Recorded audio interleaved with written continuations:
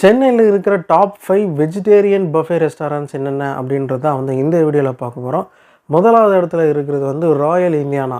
இது வந்து எங்கே இருக்குன்னா, டி நகரில் இருக்கிற அக்காட் மெட்ரோபாலிட்டன்ற ஹோட்டலில் இருக்கிற ரெஸ்டாரண்ட் தான் அது. எது சம்மந்தமாக வந்து நிறையா பேர் வந்து கூகுளில் வந்து ரிவ்யூ போட்டிருக்காங்க. இதுதான் வந்து சிட்டியிலே பெஸ்ட்டு வெஜிடேரியன் பஃபே அப்படின்னு சொல்லிட்டு.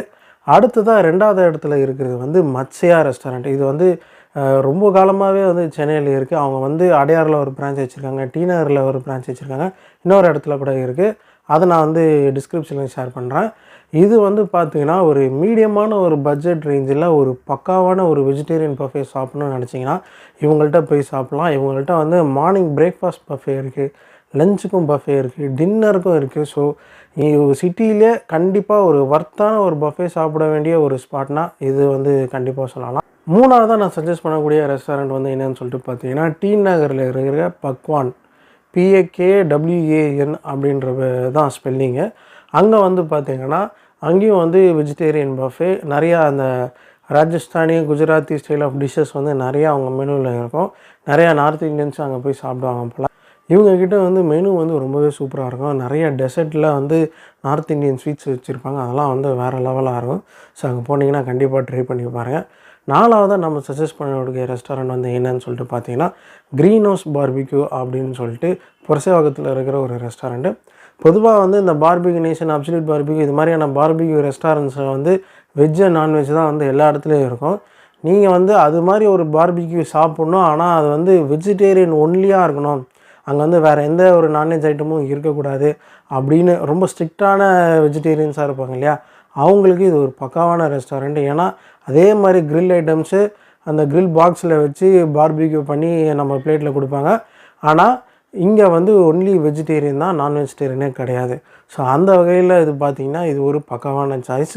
இங்கே வந்து ரேட் வந்து பார்த்திங்கன்னா கிட்டத்தட்ட ஒரு 850 875 அந்த ரேஞ்சில் வரும். ஸோ நம்ம வந்து ரேட் வைஸாக கம்பேர் பண்ணி பார்க்கும்போது கிட்டத்தட்ட அந்த நான் வெஜிடேரியன் பஃபே ரேட் என்ன ரேட்டோ அதே தான் வந்து இங்கேயும் வருது. பட் இங்கே வந்து கொஞ்சம் வெஜிடேரியன் ஐட்டம்ஸ் வந்து ஜாஸ்தியாக இருக்கும்.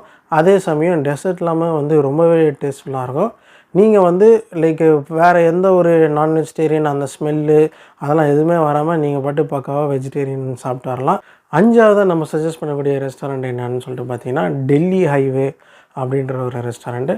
இவங்க வந்து OMRல அந்த சிட்டாடைன்னு சொல்லிட்டு சோழிங்கநல்லூரில் ஒரு பிரான்ச் இருக்குது. அதே சமயம் இங்கே நுங்கம்பாக்கம் பொன்னுசாமி ரெஸ்டாரண்ட் இருக்கு இல்லையா, அது பக்கத்துலேயே வந்து இவங்க ஒரு பிரான்ச் வச்சுருக்காங்க.